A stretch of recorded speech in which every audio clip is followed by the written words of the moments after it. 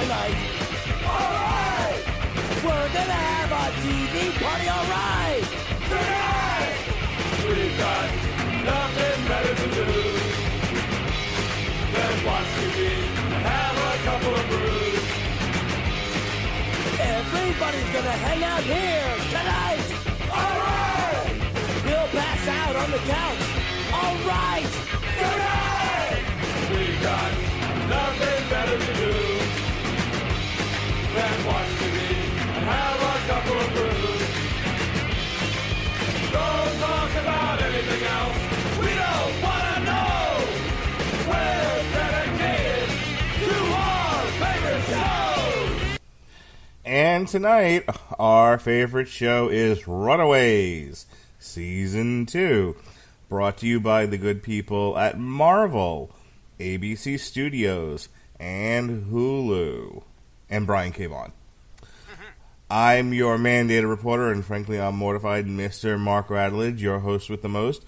And joining me tonight to discuss Runaways Season 2, the man who asked the question, why be a honky when you can be funky? Ladies and gentlemen, that man is Jesse Starcher. How do you do, sir? I don't ever recall asking that question. Not once in my life have I asked that question. Oh wait, maybe that wasn't you. That might have been Robin Williams. Now that I think about it. Oh, okay, that doesn't surprise me. So, if you were a runaway and you were out in this weather up here in the old Lanford, Ohio, let me tell you, you better be thinking about finding your parents real quick and just maybe apologizing to them and then going back to the way things were, because it is cold. Maybe forgive them for murdering. Maybe forgive them for murdering, street walking teenagers. Yeah, listen, you're alive. You don't want to be next. You don't want Mother Nature to take care of your ass. So just ask your own mom to take you in and let you stay warm and safe. Ladies and gentlemen, it's cold up here in the old Ohio region, and it's going to be even colder tomorrow. But by golly, I'm down here in the old basement hanging out with my pal Mark, and we're going to be talking some Runaways. I'm ready, man. Let me ask you a question, baby. Is it cold outside? Oh, goodness. Controversial. We're silly little shits. Anyway, Runaways Season 2 was released in its entirety on Hulu on December 21st, 2018. We're getting to it now here at the end of January.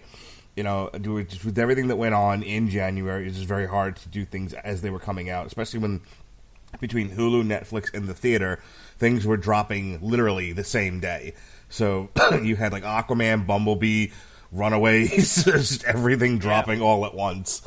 And there's only so many hours in a day I can podcast. So here we are. We're finally getting to it. I watched the entire 13-episode season this past weekend. Jesse, I think, watched it over the course of January.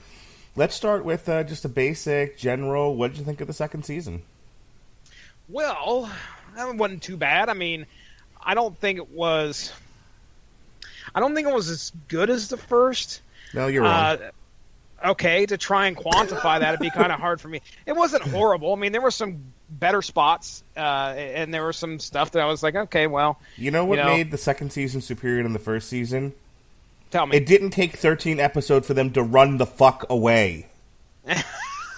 Well, sir, at some point in the show, they're going to run away, and they're going to stay runaways. And that happens at the end of the first season. So they're finally runaways at the beginning of the second season. Yes. Right, so the first season should be called the Stay Homikins.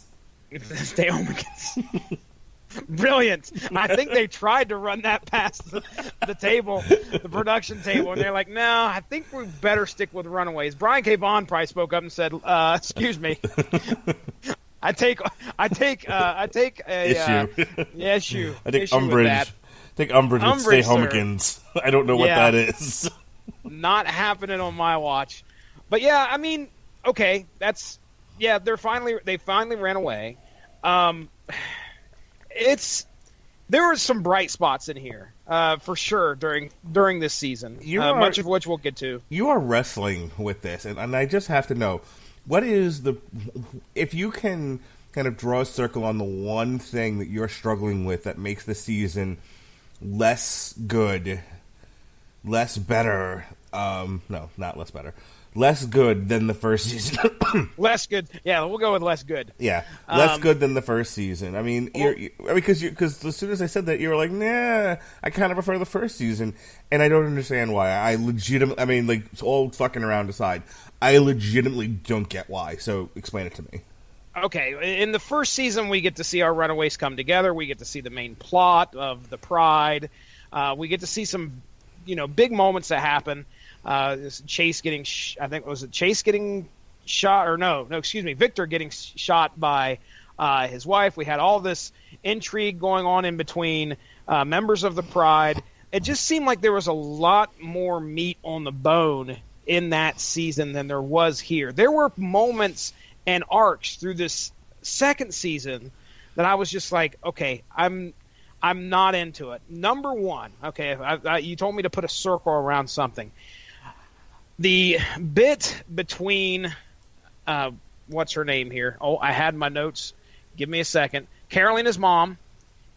Don't go looking at the NFL notes, Jesse. It's not there. Let's go over to my major problem is with the Patriots. Patriots in the Super Bowl and Tom Brady. No, Carolina's mom, Leslie, and that whole arc with the church. There was that to me just drug out. Okay, oh my gosh, her and Frank are having issues. What's going on? The problem is that now they have all these characters and they feel like they need to provide a storyline for almost every single one. And some of them just didn't feel natural to me. I didn't like the Leslie Frank church angle. There was some strong stuff right there within the first 3 or 4 episodes where Jonah was, the alien Jonah was trying to do some nefarious stuff by bringing his ship up, and then we got the confrontation between the Runaways and Jonah and all that. But still, it just I don't know why I was more invested in the first season than this, other than just to say there was more parts of the second season that I seem to want to do without. Not to say that the thing as a whole sucked, because I enjoyed a lot of what happened here, but the first season, I think, held more weight for me. All right. Let me tell you why all of that's wrong. No, please do. That's why I came on to the show. No, in all honesty, I just disagree. In my opinion, everything about the first season, it's not that it was bad, but, the first season rests on its performances. It rests on, it rests on the characters and their relationships. Where I think it fell down for me was it took forever to get anywhere. That season drags for me. There was way too much mystery that doesn't get resolved. I mean, you figure out that Carolina is Jonah's daughter and that they're aliens, but you don't know what the hole in the ground is for. They just think that they're going to cause an earthquake, and you really don't know the full scope of why Pride is acting on behalf of Jonah.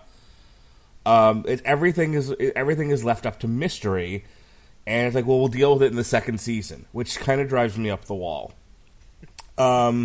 It also, and I made a joke out of it, but it really did bug me that it took 13 episodes for the kids to run away. Like, just as soon as we were getting to the whole point. I mean, if you remember when we read the comic, Volume 1, they run away within, like, the first issue or so. I was legit just about to say that. Yeah, I think when we did Volume 1, they were gone within 2 or 3 issues. Right. At the most. They realize that their parents are a criminal conspiracy, and they're out the fucking door. This one, they realize their parents are a criminal conspiracy, and they're still there. They're just mopey about it. And then when they get accused of murdering Destiny, that's when they take off on that. That's when they go on the run. Yeah. What I love about this season is there were more resolutions. There were plot lines that were actually resolved and new ones that were started. Certainly, they left it. It's another cliffhanger ending. Which one are we going to eat first? That sort of thing. which I loved, by the way. You know, like I want to see season 3 now, really badly. Like I'm really excited for it. I was not. If they don't bring it back to resolve that. I mean, if they leave that hanging, that's going to be rough. But I wasn't necessarily excited for season 2. But when season 1 ended, like it took so long to get to where they got to. I was like, okay, cool story, bros. But the one thing I do agree with you on is that the Vince Russo method of writing, where everyone gets a plot line, you know, or as the Ask a Ninja once said of the Pirates of the Caribbean 2, everyone gets a plot line. If you're a ship, you get a big plot line. The show feels a little overstuffed and underserved at times because of that. I get that. Some of the plot lines, I was like, you know, like there's some stuff in the middle that I'm not gonna lie, I kind of dozed off and you know here and there, dealing with the crooked cop. You know, like you know, a lot of stuff revolving around AWOL. Yeah, a lot of stuff revolving around AWOL. I was like, who fucking cares? But it didn't go on long enough to where it took me out of the show the way the first season did because they never resolved anything. Do you see where I'm coming from? Quick question. Yeah, I do. Okay. Real quick question in regards to like how Hulu treated the second season. You know, our first season we got the first 3 episodes, and then we had to wait, and for an episode each week. Now this second season they dropped it all at once. Do you feel that there was any difference for you in how did you like that better, or would you have rather it been spaced out? Well, not for nothing, but it's not like I watched the entire first season, week after week. There were weeks I didn't watch it. Okay. And then I would watch several episodes in a row. Okay. So I don't think that. And then this one, I watched half of it Friday. I watched half of it Saturday, and I watched the other half of it Sunday. Okay. After reading a terrible comic called The Search for Ray Palmer. Stay tuned, ladies and gentlemen. That's coming up Monday on Source Material. Are you excited? We're not. But so let's get into the nitty gritty here. But that's ultimately what I liked about this season. The relationships are still strong, and they built upon those. Most of the plot lines, most of the stories and subplots, I was still interested in. And I'm big into resolution. I introduce something, let's run it through its arc, and then that's my problem with like a lot of the Netflix Marvel shows. Is that or even worse, the CW DC shows is they introduce like the Flash this season. Excuse me, everybody. I'm a little under the weather tonight. We got a kid running around with pneumonia. I'm trying to not get pneumonia. I'm just whatever. But they introduce a villain at the beginning of the season. Last season it was on the Flash. It was the Thinker. This season it's Cicada, and it's 23 episodes. Hour 45 minutes long. Yeah. 45 minutes to an hour or whatever. Right. So we're talking. I think it's like 46 minutes for a TV show with commercials. 46 minutes times 23 for one fucking plot line. God, I thought the one, and I like The Flash a lot. It's the one Arrowverse show I make it a point to watch when it airs instead of watching it on the app the next day. As much as I love Supergirl and Legends, I tend to make it a point to watch The Flash. But it still drives me a little crazy that it takes forever for them to wrap up a plot line. I think the worst was with, just as an aside, the worst case of this was with, oh gosh, what was the one before the Thinker? Savitar? Savitar. Yep. My God, I felt like that took 20 years for them to resolve it. Yes. Oh my gosh, man. I was so right there with slow. You. I haven't watched any Flash this season, and I don't know if it's just because I'm getting, that's going to be an undertaking when I get to it, and I know that's what it's going to be, and I'm like, it's almost like you got that little bit of dread. It's nice to have it all sitting there when it's all said and done, but regardless, 20 some episodes of that, and I haven't heard a lot of people really raving about it this year, like they have in the past. So either way, though, yeah, here we've got 13 episodes on Hulu, and you were talking about comparing it to Marvel. Yeah, let me finish that comparison up real quick. So, like, some of the Marvel Netflix shows, it's one plot line stretched over like 10 to 13 episodes, and one of my criticisms is I don't feel like they ever have enough narrative to fill out all the episodes. I did not feel that way about Runaways season 2. I think it's one of the best ones that I've seen in terms of using the time allotted. And that may be because they would start up new storylines like in the middle. Like, I did not expect them to resolve killing Jonah mid-season, which started up a new. Hi, Colton. Hey, I had him on mute the whole time you were talking because we have a phone crisis, believe it or not. But yes, killing Jonah halfway through, that took me. I knew we had to resolve something, but I didn't expect it to happen that quick. So, like, so basically everything that happens in season 1 comes to a head midway through season 2. And then for the rest of the season, they're dealing with a slew of new problems, which I thought that was great. I thought that was. Yes. I thought narratively wise, that was a great way to handle the season. Like, let's start some new stuff. Let's get me interested in some new things here. The introduction of Topher, who, isn't a vampire this time, but, okay, sure. The same basic character as he was in the comic. The introduction of the other aliens now that the ship has been blown to pieces. The fact that watching the alien... Like, I don't know how long it took for you to realize that Nico's mom and Gert's mom and Victor had all been possessed by aliens. I had my wife telling me and my daughter telling me way before I even recognized it. I was like, "Are you guys sure? Are you sure?" And then I was like, "Okay, yeah, they are acting a little bit strange." But yeah, that was kind of interesting to see how they. That is going to be a problem. Obviously, the way we land, the way we ended season 2 with all these aliens that are, and I assume it's got to be way more than just, what are we aware of? 3 for sure, right? Well, okay. There's Jonah who took over Victor. Then there were 2 other aliens that took over Nico's mom and Gert's mom. Then there's the other alien that's a shapeshifter that's currently in the Runaways headquarters, and that's all I'm aware of. Okay, we'll talk about Zavin here in a few. Okay, all right. So how many do you think there are? There's got to be like... It looked like there was a bunch that shot out after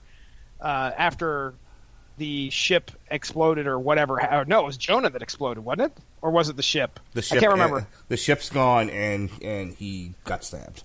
And there was like a bunch of family members supposedly in that ship. So anyway, yeah, anybody could be a freaking alien now. Somebody was talking about if you'll notice, one of the Runaways were. Victor, there's a scene where Victor's actually putting up posters that basically says, "If you are Shmagegi, come find him." Is that the way it was translated? I believe the alien race is called Shmagegi. The Shmagegis. Okay, got it. Yeah. So anyway, from Shmagegatron. Interesting. Did not see that coming. So, I think that's an interesting twist. That not only did they, we thought that Jonah was going to be the big bad, and then when we think that threat is over with, no, now we've got more threats that we have to deal with. Well, Jonah is the big bad. Jonah continues to be the big bad. He does, but we have other people that are out there that are just like him now, and I think we're going to have, that's going to be a mounting concern as to like who could potentially be an alien right now. Did one of the Runaways accidentally inhale one of the pink sperms or whatever they were that flew out from the thing? Do I have to refer to him as that? You don't have to do anything. As far as I'm concerned, they're Schmagegis. All right, then. So was there any other plot elements that you enjoyed that you didn't like the whole Darius thing that was going on, or was that something? Oh no, that you... I like the beginning of the season with Darius, but after he gets shot by Alex's mother. Oh my gosh, man! I mean, that's rough. And I'm like, okay, well, that closes the book on Darius for now. And now, fast forward to the end of the season, where Alex sets up his parents with the gun, and he's like, "Dominoes, bitch!" Yeah. I got up and cheered. I was like, "Yeah, get him!" That's right. Yeah, that. What is her name? Catherine, I think is her name. Catherine Wilder. Wilder. You know, that was probably there's a good top 5 moments throughout this season. That's one of them where she just cold-blooded murders Darius after everything is smoothed over between him and Jeffrey. Jeffrey's like, okay, we're square. Darius had put in this kind of like plot to get back in his good graces by giving his son back. I wouldn't say his good graces. I mean, there's obviously bad blood still between them, but either way, Jeffrey kind of tried to seal the deal and say, okay, we're square here. And then Catherine shows up and just straight up murders the guy. And then tells fucking Jeffrey, he's like, enough of your back in the day shit. I was like, yeah, if there's one thing, you want to be a gangster? This series has. There are some very, and I think we said this in season 1 because I know it was definitely there. There are some very, very strong female roles. Oh yeah, throughout this series. Catherine being one of them. She takes no shit.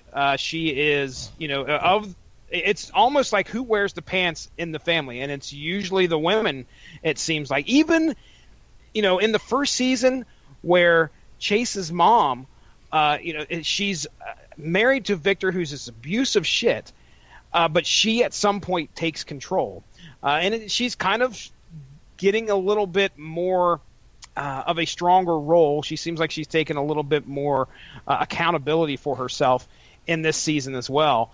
But yeah, man, Catherine, she's that whole moment where she just pulls the trigger on Darius, laying him out there, and then leaves just as Darius's girlfriend or wife is showing up, and that was rough. That was rough. It was rough. So, but I enjoyed, I kind of enjoyed, little rich boy Alex getting in touch with his, his street roots, and having Darius as like a mentor, and and he's kind of dating this girl from Compton who cornrows his hair and all of that. I like that. I like streeting up Alex just a little bit. And and Alex's superpower is his intellect. That's what he brings to the team. He's a nerd. And so you have his intellect combined with that little bit of street knowledge, and and then you have Dominoes, bitch, which was great. It was like that whole plot thread comes full circle in that moment for me, and it was entirely gratifying. And I can't point to anything in season 1 that made me feel the same way. Okay, yeah, of the stronger plot lines that we have throughout this second season, I would say that's up there. And it takes center stage a lot of the times because we wouldn't have, if it wasn't for Alex and his involvement with Livy and Darius and is it Tamara, we wouldn't have the showdown like we have at the hostel when AWOL and his gang members show up, or gang members. They're cops, ladies and gentlemen. My bad. Don't want to get that mixed up. But when AWOL shows up with his band of thugs there, and we have that whole showdown, and that was probably one of the top 5 moments as well. When they have that showdown and Nico does her thing. Mm-hmm. Nico has some really center stage moments throughout this series. Nico's another one that's been. Season. By the way, Nico's the other one that's possessed. Oh, you think by the alien? Yeah. You think so? Yes. Okay, so Nico doesn't do the thing where essentially she passes out and her eyes turn purple. I call her Dark Nico, by the way. That is my notes, Dark Nico. Okay, so Nico doesn't go all Dark Phoenix until after Jonah and his ship are blown to smithereens. Yeah. So the next time you see her, so the first time she goes Dark Phoenix is when AWOL and we're going to call them cops, AWOL and his strike team invade the compound, right? She goes Dark Phoenix, and they all turn to dust, right? The second time it happens, and I actually want to sidebar on this in just a second, but let me finish my thought. The second time she Dark Phoenix is out is when she's fighting her parents, and they knock her loopy. Yeah. But there's a moment, if I remember correctly, like after that happens, when they're picking their asses up off the floor, where Tina says to Robert, there may have been some things I haven't told you about the staff. So I'm thinking that links her to something completely different than the aliens. Maybe. But why can't it be both? There could be something about... Very well. There could easily be something about the staff, that... Here's the thing. The aliens don't do anything dramatically different with Nico's mom or Gert's mom. They are what they are. They're just personalities. You have the bit, and they manifest like it's sporadic. It's not like they could take over for a very long time. It seems like it's right. Like My thing is that staff is going to turn out to be something having to do with black magic, and that particular alien combined with the black magic is what's creating what we're kind of colloquially calling the Dark Phoenix effect. You heard it here, folks. Mark Radulich calling it out for season 3. Let's see. We'll find out. Is anyone else getting tired of everyone was kung fu fighting if you're Asian? I wasn't. I was just glad to have a little bit of action. Bring it on. Oh, fuck me. These are educated, successful people. When did they take time out to become ninjas? Now, come on. They were able to take time out. They combined them both. Everybody was kung fu fighting. It was an elective at whatever college they were going to. There was an elective. I have calculus. I was thinking about gardening, but this engineering 101 and ninja fighting. Oh, that's brilliant. No, I didn't mind that at all. I don't care. That's fine. Add some action to it. I'm down. No, fuck that. I don't buy hoity-toity, uptight, rich scientists, business people. That sounds involved in a super villain group called the Pride. Okay, and then nobody else is a ninja. Nobody else has like special fighting powers. Why is it? It's just if they all had special fighting powers, it wouldn't make them unique. Oh, I mean, God. you have whatever. All right, I'll let you dislike it. In Jesse's racist world, if you're Asian, you're also a ninja. Got it. See Mark's comments in regards to Baby Metal and Rob Halford. Oh, you dick. They pronounce their R's quite well, as a matter of fact. Thank you very much. Nice save. I just thought it was stupid. Okay. Because all right. When they face off, especially towards the end of the season, and and they're like huzzah, like I almost like there should have been like music in the background, dong. Come on, man. There are okay. The Minoros, specifically Nico, gay with an E. No, Nico, and her. I loved when. Okay. She has the Dark Nico moment. Did you get to your sidebar yet? That was my sidebar. I thought it was okay, asinine that, nobody else does this through the entire fucking season. Not the Wilders, not Gert's parents, not the Steins. Nobody else suddenly, is a professional. Like, the Wilders don't suddenly become fucking MMA fighters. No, but they're... Okay, they got different backgrounds. The Steins didn't pull out fucking jujitsu. I'm not talking ethnically either. The Steins didn't pull out fucking jujitsu all of a sudden. Okay, all right. So let's set kung fu fighting aside. All right.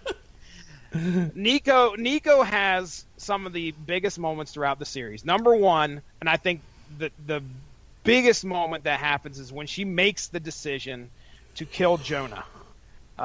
That's pretty important, specifically because Nico and Carolina, Jonah's daughter, are in a relationship with each other that is kind of budding, if not going pretty strong, when she makes that decision after she finds out that Jonah killed her sister Amy.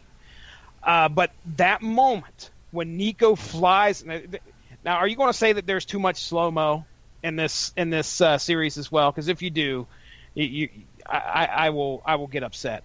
But when she jumps in the air and slow-mo comes down with the staff, no, I'm putting fine it through with Jonah. I'm fine with an artsy shot. It's fine. Okay. All right, good. So I popped. That was probably one of the best moments up to that point of the show when she makes that decision and she kills Jonah. What'd you think? Well, it made sense. She was taking revenge for him killing Amy.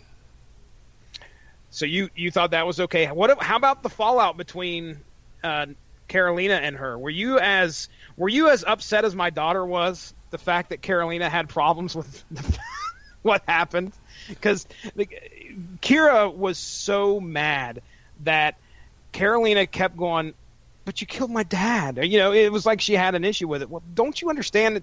He was an evil alien. Actually, all of that actually made more sense to me than Kung Fu fighting Asians. I can bring it up again. And that's because here's the thing, and it's actually one of the things that bugged me about the first season and was better dealt with in the second season, that Carolina still doesn't understand who or what she is. Mm-hmm. And it would make sense that if you have this power inside of you, this ability, and you've only, accessed maybe a percentage of it, shoot force beams at people, or to fly, or to, light up a dance floor, it would make sense that she would... I mean, Jonah did not necessarily... Killing homeless girls aside, and taking their energy... If we could just forgive that for a moment, okay? That particular detail. What else is... If digging the ship out of the earth doesn't cause an earthquake, what is Jonah really doing that's malevolent? Okay? Yeah. And so look at that from Carolina's perspective. She doesn't know what she is. She's only now finding out that she's an alien. There's only one person on Earth that can truly explain to her what it is that she is and what she can do and what it means and, and where these aliens come from. The person with all the answers is Jonah. Yeah, and Jonah isn't really doing anything wrong outside of killing homeless girls. From her perspective as well, before this all goes down, it looks like he's trying to kind of repair his relationship with Carolina too, because she's secretly meeting with him and finding out more about her history, mm-hmm. And who she is and where she's from. So I'm on the same level as you are here. Okay, I identify with how you feel in regards to that, but I can tell you that a lot of the audience felt the same way that my 13-year-old, 14-year-old daughter did, where it's just like, shut up already. He was an evil alien, and he deserved it. It wasn't like he was Darth Vader. A lot of people didn't trust this guy. It was before that happened. At one point, I thought he killed Robert, Nico's dad. Not for nothing, but Victor, I think, is more evil than Jonah. Nico's mom, I think, is more evil than Jonah, and certainly, what's her face there? Catherine. Catherine is definitely more evil than Jonah. They've all actively done things that were malevolent. They've all actively done things that hurt their children. Jonah is trying to unearth his ship and go home and live. That's it. That is his whole rap in life. The whole reason he set up the Pride was to be able to get to the land, to get to the ship, to get to his people, to get off the fucking planet. To get to the fly. I want to know why. The hole in the bottom of the sea. Why did they swallow the fly? I don't know why. Okay. Do you see what I'm saying? He has an agenda, but his agenda wasn't to conquer the earth. Whereas Nico's mom, Catherine, and Victor all were either terrible people to begin with or were doing terrible things. You see what I'm saying? Yeah, but there was not enough there to make me trust Jonah going into it. I mean, there was so much where it was like, okay, is this guy lying? No, there's not going to be an earthquake. Okay, well, maybe there may be a little bit of an earthquake. And it was, there wasn't enough there to make me trust the guy. Obviously, Carolina's involvement with her father kind of blinded her from that. But then again, Nico, she decided to end that when she could, and she did. Right, but again, her reasoning for doing so makes sense. Carolina goes out of her way to tell her that Jonah was the one that killed Amy, and so much of that. She said that, right? So much of Amy dying informs her decision making in the first and second season. Yeah. So to me, this was like an old Star Wars novel where Mara Jade is programmed through telepathy to kill Luke Skywalker, and she just hears it in her head over and over again: kill Luke, kill Luke, kill Luke. And finally, she does. She kills a clone of Luke Skywalker, and like excises that from her mind. She finally accomplishes the goal that's been resonating in her head. That's what I feel like is going on with Nico. Okay, all right, I see what you're saying. I enjoyed their relationship, their up and down. But I enjoyed their relationship, and I enjoyed the up and down relationship between Gert and Chase. I think my only problem with Gert this season was so much of what she brings to the table is psychosis. Anxiety, sir. Anxiety. Yeah, I kind of felt bad for Chase at times, and so when he finally leaves, I'm like, yeah, I get it. I totally get why you're leaving, and why you think that letting go, like Alex is never comes off the path. So when he finally sets up his parents, it's like, okay, well, this is all you ever wanted. This is what you've wanted now for 26 episodes. I get it. And he was almost the antithesis of Chase. Whereas, like, Chase ran because he was, grouped in with them as part of, the people being blamed for killing Destiny. But once that wasn't a factor anymore, and he thought his dad was dying, he was like, "There's no point in running anymore. They did what they did. It's over now. Why am I running? Why am I still here? This is dumb." And then it's not like Gert treated him great. So I got why I had sympathy for Chase. There was a lot of people. I know I mentioned this app, or this program or this community every time I get on here, but I hop on the old TV Time and just kind of check through the episodes and look through the comments that people have left as they've been watching it. And, I noticed the difference in attitude that Gert had. You called it psychosis. I could tell there was something going on with her. Obviously, she had this link with Old Lace. I thought maybe that was kind of affecting what was going on, especially since Old Lace got sick and whatever. She got poisoned is what happened. Yes, she got poisoned. That's right. And she was trying to make her way through that. But regardless, one of the things that I kept seeing people talk about was how Gert had anxiety, and the actress that was portraying Gert was doing a fantastic job of showing somebody who struggles with that. I did not pick up on that at all, but apparently that is something that a lot of people saw in her portrayal of Gert, is that this one guy said that it was spot on how she was acting, was exactly how somebody with anxiety would be portrayed. So I guess there are plenty of moments now looking back at it where, yeah, I guess I could see where that's happening. She's not the looker. We have, if you're comparing Carolina and you're comparing Gert, I could understand where Gert's insecurities come in with Chase, okay? Where she probably doesn't feel like she's good enough for him. And that's not really explored a whole lot, but there's probably some subtext there where she doesn't feel like she belongs with him. And Chase kind of gets, picks up the hint, and you're right. He probably just says, okay, I'm done. I'm tired of trying to make this work. Yep. And it's typical. You have a crazy woman and a guy that's finally had enough. Tales all this time. Yeah, there you go. It's a tale as old as time. 10,000 dislikes, all from girls. But it's fucking true, man. Like, I feel like Chase and Gert, you know, like, if you could just draw a circle around them, like, that's like every relationship I've ever seen. You know, a girl with 1,001 insecurities, you know, who's like, you know, who projects onto whoever it is that they're with all those insecurities and makes them feel like they're inadequate until they finally say, enough's a fucking enough. I'm going back to mother. Yeah. Hey, I'll give you 2 great Chase moments out of the season, all right?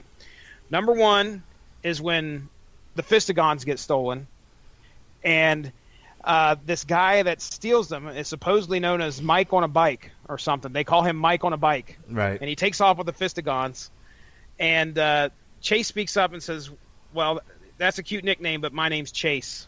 And they take off after him. But I'm bump. All right. The second one is Gert's parents giving him the truth serum. And he's sitting there and tied up in a chair. Oh, that's hysterical. They ask him, he goes, I've got the quote here. I almost shared the picture with you today. He says, we had some great times together. And then Dale goes, oh, yeah? He goes, yeah, naked. And he goes, do you know Old Lace and Gert are connected? This is Chase still talking. He goes, but I'm not sure which one is the animal, if you know what I mean. Now, he's telling this to her parents. I mean, ladies and gentlemen, oh, my goodness. Pretty fun stuff. But I love Chase had some moments that shine throughout the season, but I think those 2 for me really stuck out. He doesn't really have too much in the way of superpowers either. For a Marvel superhero show. No, he's fucking Tony Stark. He's the guy that, you know, he's almost down there with Alex. He may have the Fistigons, but it's not like he uses them a whole lot. Hell, I think Alex uses them more than he does in this episode or in this season. I think Alex puts them on and uses them at one time. So yeah. Either way, I liked. But no, I but I mean, there. what he again, his engineering. That's why I said he's Tony Stark. You know, this is Tony Stark, Iron Man 3. You know, he's the one that gets the lights on in the mansion. He's the one that gets the car running. You know, he's the mechanic. Mm-hmm. You know who I really liked this season, who I did not like last season, but I thought the actress really came into her own, and that is Allegra Acosta as Molly Hayes Hernandez. Oh yeah, I thought she was like, I thought as far as that, you know, that indignant liberal, like, I only see the world one way, black and white, you know, vision of the world, angsty teenager, and then you throw on the side that she occasionally has superhuman strength. I thought all of that made for a great character, and I thought the actress did a really great job of bringing all of that out. You know, the couple of episodes where she's like out in the street, you know, like she attacks the pimp. By the way, the pimp should have shot her in the back of the head, but that's besides the point. You know, she saves the prostitute twice. You know, and then the entire time that she's, you know, defending Topher because she feels like, oh, they might be related or whatever. She doesn't realize that her powers came from absorbing the irradiated rock.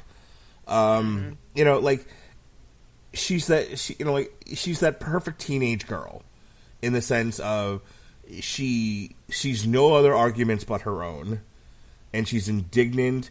And she's passionate, and I love that. I mean, granted, I don't think I'd want to live with it, but I thought as far as being real, I thought she was the most real out of all of them.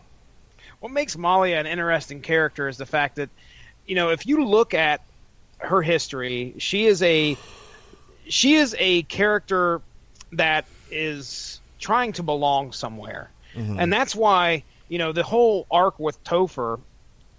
At first, I was like, man, this is annoying. She is, like, so accepting of this guy.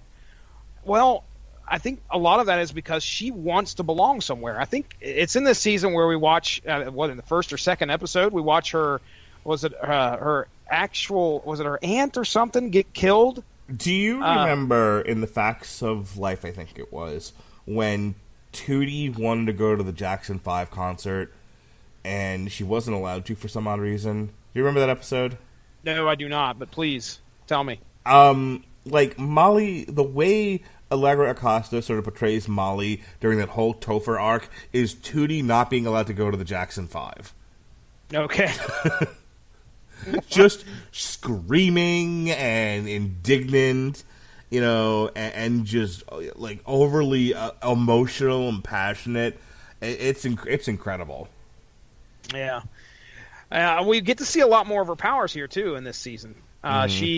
We didn't get a whole lot of that in the first season, but you know, at about the mid-season point after Jonah passes, yeah, he passed, ladies and gentlemen, with a staff in his chest. But you know, as we get past that, there's a point where she is really embracing her powers, and she's really enthusiastic about it. Where my favorite part is where they have her tied up. That crooked cop has her tied up. And, you know, she's sitting there, and within seconds, she's out of the chair, and she's got this guy, like, lifted above her, this adult male lifted above her while her friends come to rescue her. So she's starting to kind of come into her own. She has her – I don't even know if she considers, you know, Gert's parents anywhere close to what she used to think of them as parents, adoptive parents or whatever. But – she's enjoying her family that she has now with the rest of the Runaways, and that's why, you know, Chase leaving. Oh, I see that. Can we just take a moment to watch Tootie's tantrum for just a second? I will gladly do that. We're going to do a live commentary right now. We're going to do a live commentary on on Tootie's tantrum on the Facts of Life. Here we go. Ready? 1, 2, 3. Right. Press play. Okay, here we go.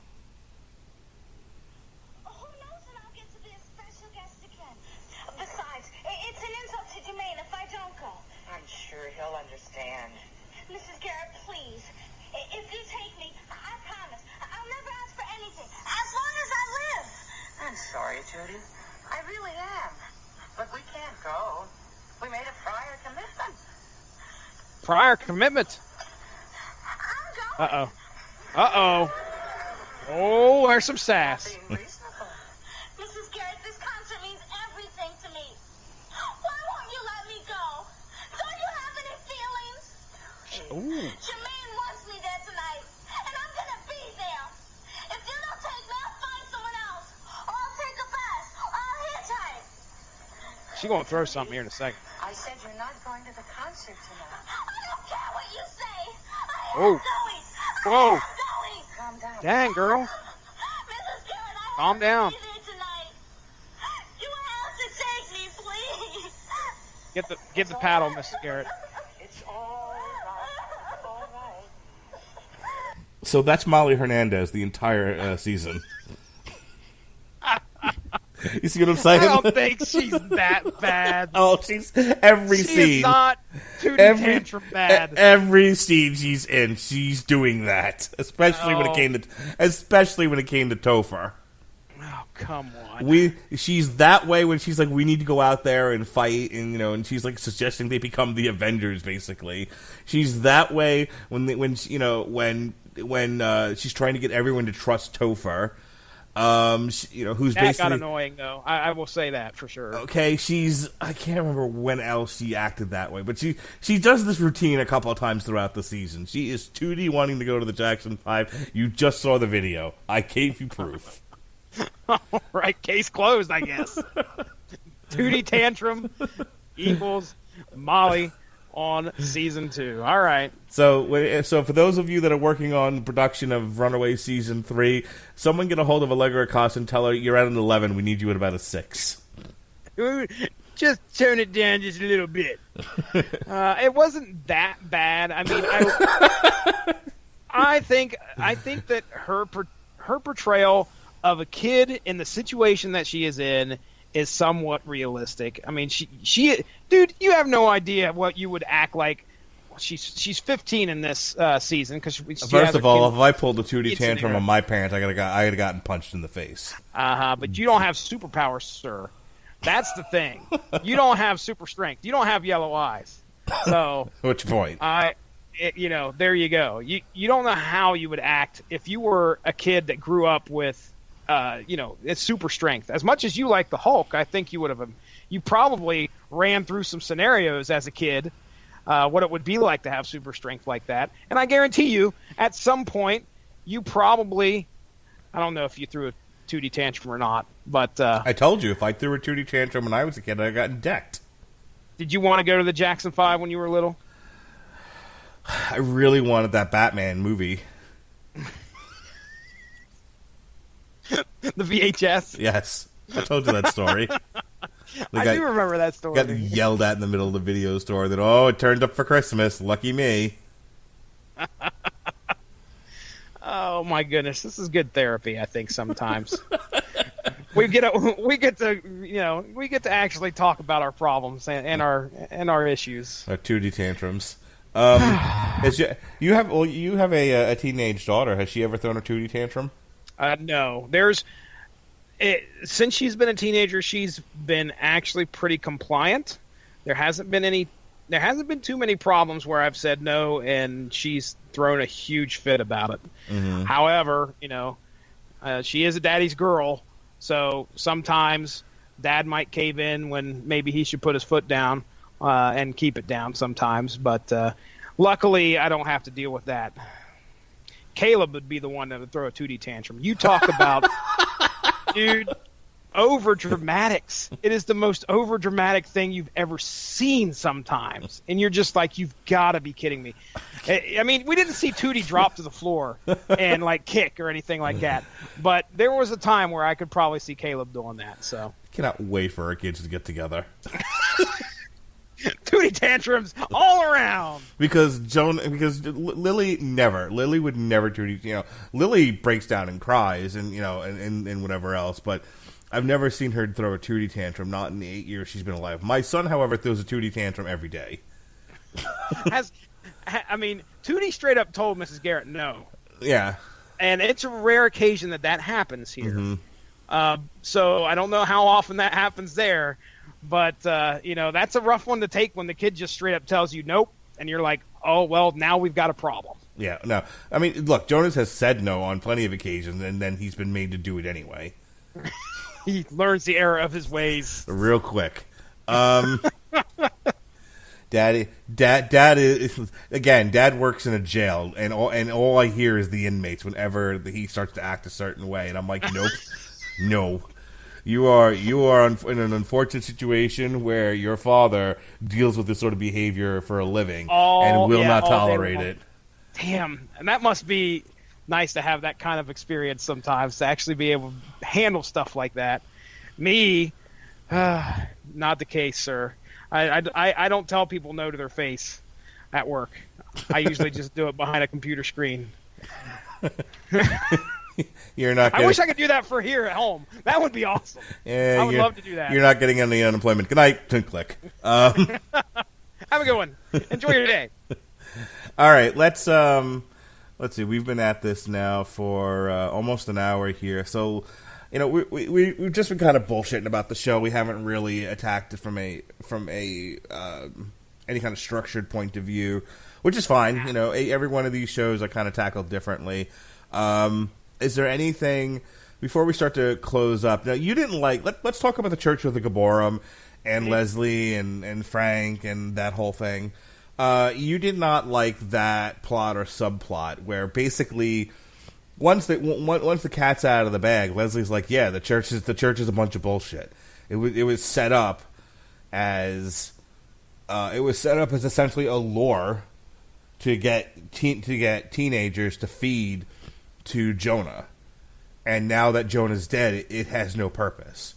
Mm-hmm. And Frank continues the church because it gives him power. It gives him a place of being. It gives him a reason to go on. And then you start through that arc. You start to see the sort of the history of Jonah and how it all came to be. What I want to know is, when did Leslie get pregnant? I fucking missed that. I don't think they really touched on that. At least not that I can remember. If they did, it was a very short amount of time. But no, I'm actually on the phone right now. Okay, I'll be up there shortly though. You can't go to you can't go to the Jackson 5. Take your Jackson 5 tickets, shove them straight up your. So, here's. I don't recall that happening. I don't remember them covering that at all. I just remember, like, I think I saw Leslie was a little girl. You know, they were showing the past and how all that went down, but I don't know. Obviously, Jonah and her had a relationship at one point. She became pregnant with Carolina, and there you go. But like, she's pregnant now. Is my problem? Oh, that's right. Okay, so we're talking about the most recent pregnancy. Yeah. And it's supposed to be Frank's, isn't it? Isn't she saying it's Frank's? I guess, yeah. Okay. Yeah, I don't know. Again, this is an arc that I could care less about. Mm-hmm. I really did not care about it. I cared about it because I thought it filled in a lot of blanks. But you're right. After really, once Jonah was gone, you know, or it was no longer serving the purpose of luring runaways for him to eat. It was kind of like, okay, well, that's great and all. Now that whole thing has been filled in, but it doesn't take the narrative any further. Let's look at it this way, okay? Of all the villains that have appeared on the show so far, okay, we'll count all of the parents in there. We'll count Jonah. You know, we have these villains. We got to count AWOL because he was definitely a dick. And maybe Darius at one point, but you know, he kind of redeems himself a little bit here in this season. Of all of the villains, I wanted the least effectual one to die, or at least get removed somehow, and that was fucking Frank Dean. Get him out. I did not like that guy. He just annoyed me. It wasn't because I thought he was an evil genius. It's because I was annoyed. He's like, oh, I gotta have the power. I want to be. What? All he wanted to do was just become head of the church so he could continue his career. And we had to endure probably an hour and a half to 2 hours of that arc throughout the whole season. And when they took his ass after Carolina exposed herself to the congregation, and they took his ass and threw him in a cell, I was like, thank goodness this is over with. I was so unimpressed with that whole arc. You said it filled in some gaps. Okay, yeah, there was a few things. I mean, I wasn't like I really needed to know how Jonah got there.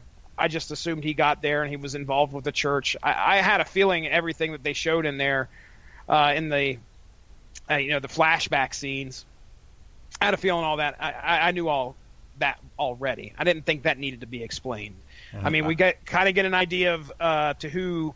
Oh, what were the two assistant ladies Betty that and ended up Veronica. being like, sure, that were like part of the harem of the cult back then, right. And then they kind of grew up, and they're like 50 or 60 years old now or something. But none of that really felt necessary to me. I'm not going to say that we had to do without it because, again, they probably felt it necessary, just like you were saying, to give somebody a plot. To give them something to do. So anyway, I'm glad Frank Dean met an unfortunate end in a cell there at the compound. But yeah. All right, let me ask you a question. Now, you wanted to talk about Zavin. Go ahead and do that, and then I think we're gonna close up shop here. That sounds good. Did you have a chance to listen to our podcast on source material? I sure did, Binky. Okay, so now I know you had scheduled our 18 epic issues. Did you have a chance to read them yourself? No, sir. Okay, I'm glad. If I had, I'd have been on the show. I can still curse your name then. Thank goodness. 18 issues, you bastard. No, we read the entire. Wait, the whole from first volume was like 18 issues.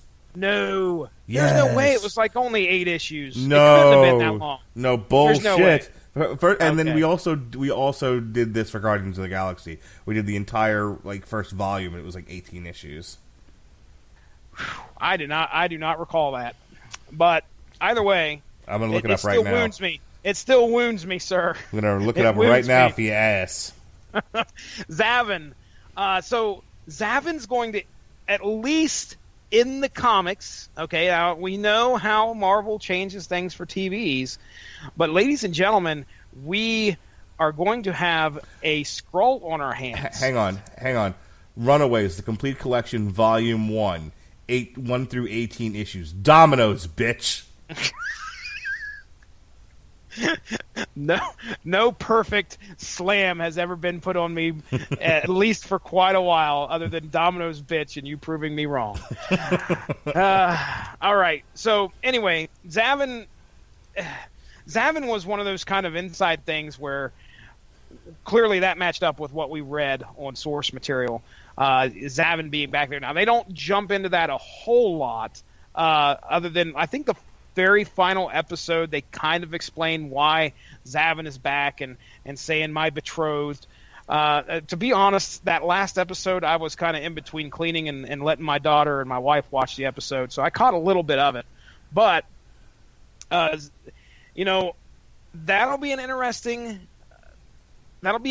character, because what ends up happening in the book, and if they follow the book, this is not going to be spoilers for anybody, but you could probably see this coming. Most likely, Zavin at some point is going to become part of the team. Zavin helps them out in that last confrontation with their parents. So Zavin's going to be a neat character, the shapeshifter, and that's what the Skrulls do. By the way, if this is going to be a representation of what we get in the Captain Marvel movie, that's going to be a fun connection. Now, I don't think they came out and said that Zavin was a Skrull. Did they? No. Okay. All right. That's the way it is in the book. Now, if it was portrayed differently at the beginning, because I know there was a whole prologue on that last episode, then just go ahead and disregard everything I said. Either way, it's neat to see this character show up that I recognized from the 18 issues of Volume 2. And it's going to make for an interesting love triangle type deal. I completely expect that on this in season 3 if it drops. We have Carolina, who may be potentially romantically involved somehow with Zavin, and then we have Nico on the other side of that triangle, who there are definitely some cracks in the relationship between Nico and Carolina. So get ready, that teenage drama is going to be yanked on up another couple notches. Other than that, I think that's really all I had to say. Well, I mean, what do you think of Zavin? Any specific thoughts? I mean, she came in so late in the season that and did so little that I feel like season 3, I'll have more of an opinion. Though she'll be able to contribute a little bit more. By the way, Runaways Volume 3, Civil War, Young Avengers 1 through 4, Runaways 2005 19 through 30. That's 11 issues. That's 11 issues. Yeah, that ain't too bad. Runaway Saga 1 and Secret Invasion, Runaways, Young Avengers 1 through 3. So get ready for that. Oh, boy. Oh, boy. And then Runaways, the Complete Collection, Volume 4 is... Come on. Bring it on. Back and go. Get it on. Mystic Arcana, Sister Grimm, Runaways 1 through 14, Breaking into Comics the Marvel Way, What If the Runaways Became the Young Avengers. Okay. Ooh, what if? Okay, that's nice. Very nice. Well, then it looks like it starts all over again with Runaways by Rainbow Rowell. Sure. Whatever you say. If you're just going to go ahead and make up names, I'm going to stop taking you seriously. I'm not making shit up. I'm going to say Runaways by Rainbow Rowell, Volume 1, okay. Find Your Way Home. Runaways by Rainbow Rowell and Chris Anka, Volume 2, Best Friends Forever. Is rainbow spelled rainbow? I mean, RANBOW? Yes. All right. I don't tell lies. I'm just not used to somebody being named Rainbow. I'm not making any judgments. I hope you have a 4th child and you name them Rainbow. That's going to be tough. I'll just tell you right now, from a medical standpoint, we're going to probably call that miracle if that happens. Okay. Well, I'm Miracle just saying. Starcher. Yes, Rainbow Miracle Starcher. There's the name. Or Medical Oddity. Oddity will be their middle name. All right. I think that's where we need to call it. Rainbow Oddity. Brilliant. All right. So overall, you would call this season a success, though, right? I mean, you liked the season. Oh, yeah. There was not a point in which I said, okay, I'm not watching this. I had a fun time watching it with my wife and daughter. We enjoyed what we were seeing on the screen. They didn't completely lose me at any point, so I was invested. And we have a cliffhanger ending. You've got Janet, Chase, and Carolina all in stasis tubes, all ripe and ready to be eaten by our aliens, Victor, Gert's mom, and Nico's mom. So we'll see. Nico's mom, by the way, got kind of hot there when the alien took over a couple times. You like when she was eating cake, huh? She was eating cake. She was making moves on Chase's mom. I mean, whew. Anyway, hot stuff. Hot stuff, baby. In this thing. Come on now. Let's see the porn where Nico's mom gets it on with Chase's mom. You want to. Brazzers. It's out there. Brazzers. Come on, Brazzers. Give us that runaway porn we've been asking for. Oh, my. The one with the dinosaur joins in. All right. It's one of them freaking the dinosaur costumes that you always see on every video. Have you ever, by the way, have you ever seen the Jurassic Park porn? No, darn it, don't go giving me stuff to look up. Let's just say there's a guy banging Blue.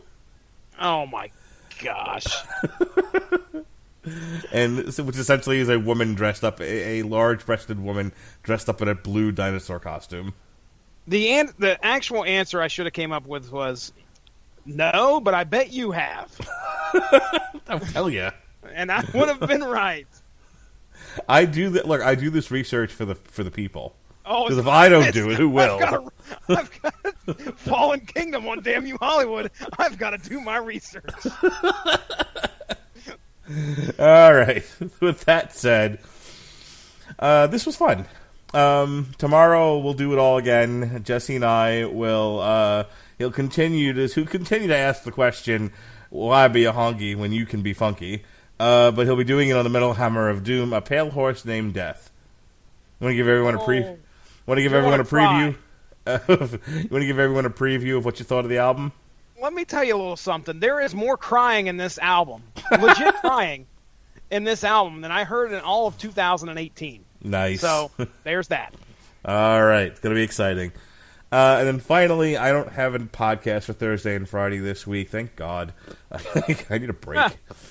However, Saturday night, bring your bats and your brooms because it's a bar fight.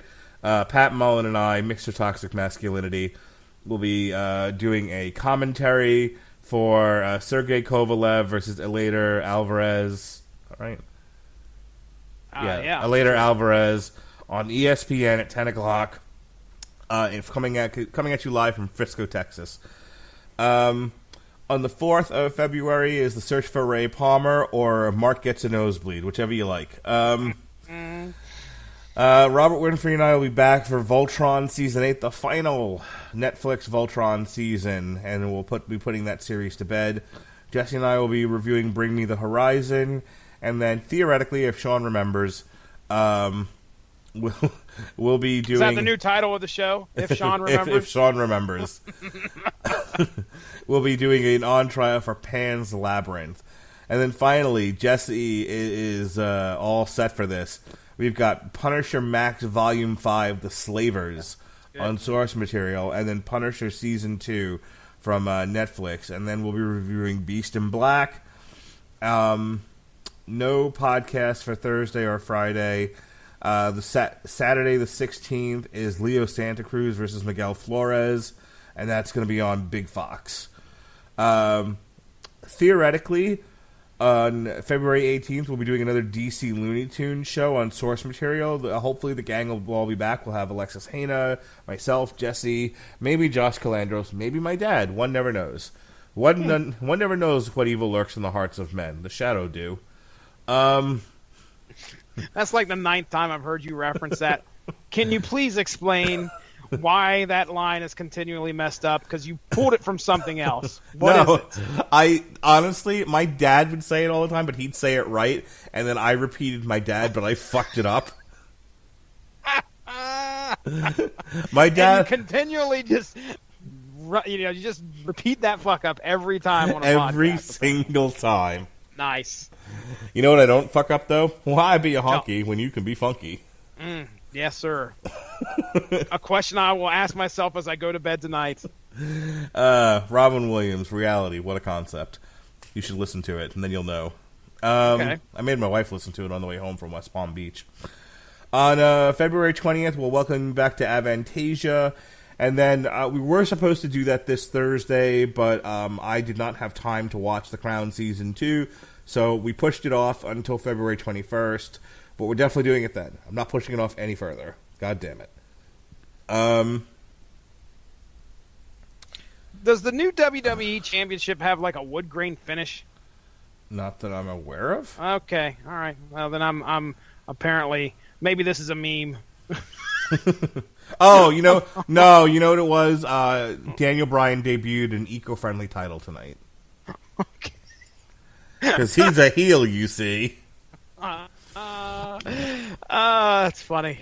It's a biodegradable? Is that what we've got going on here? I have no idea. Finally, and we may have just switching these around. I gotta check release dates for Fighting With My Family, but in theory, the last week of February is Emerald Twilight, Black Mirror, Bandersnatch, Dream Theater, and Alexis Hana will be on TV Party tonight to discuss the new Netflix animated series, Where in the World is Carmen Sandiego? Actually, I think it's just called Carmen Sandiego. Where in the world is Carmen Sandiego? Did you watch a lot of PBS when you was a kid? No. Okay. I was just curious. There were some classic PBS shows I remember airing when that was going on, and wanted to see if you remembered them. But if you didn't watch a whole lot, We used to play the game though. We used to play that, and I used to play Oregon Trail. That's a classic. Mm-hmm. One I never played up here in the old Ohio area. All right, are we done here? I am. I didn't know. I thought you were done. All right, are you done? I'm done. Oh, let's get the hell out of here then. Here we go. Ladies and gentlemen, go give the Rattlich In Broadcasting Network Facebook page to stay on top of all the great podcasts that we have to offer. All sorts of great podcast platforms or plodcast platforms, however you want to say that. There's Stitcher, iTunes, TuneIn Radio. We're right here at home on Spreaker.com. And all you have to do is type in RADULICH to take a look at the archive that we have, and you can subscribe just to get that stuff directly downloaded every time something gets released, just probably within minutes after it goes up on the network. So other than that, that's Mark Rattlich. I'm Jesse Starcher. I turn it over to you, Mark. Get us the hell out of here. All right. For Jesse Starcher, this has been TV Party Tonight. We look forward to offending you in the future.